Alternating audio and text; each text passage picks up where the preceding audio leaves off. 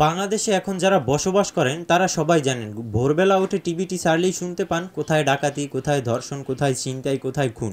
এগুলো যেন প্রতিদিনের মানুষের একটা ডেইলি রুটিন হয়ে গেছে, এবং এগুলো দেখতে দেখতে মানুষ এখন মানসিকভাবে নিজেকে ভয়ের মধ্যে আছে। প্রত্যেকটা মানুষই তাদের নিরাপত্তা নিয়ে অনেক ভয়ের মধ্যে আছে, সন্ধ্যার পর কেউ বের হতে ভয় পাচ্ছে।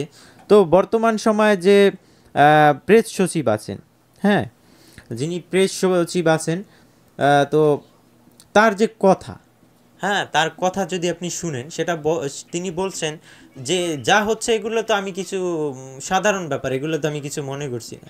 আর চুরি ডাকাতি যদি নাই হয় তাহলে পুলিশের কাজ কি? পুলিশ কি করবে? চোর ডাকাত না থাকলে পুলিশ কি করবে?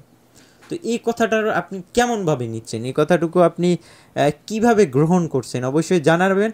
এবং স্বরাষ্ট্র সচিব যে, ঠিক আছে, স্বরাষ্ট্র সচিবের মুখে থেকে আমরা শুনে আসি আসলে সে কথাটা কি বলছে, আমি বলছি নাকি সে নিজেই বলছে। চলেন শুনে আসি।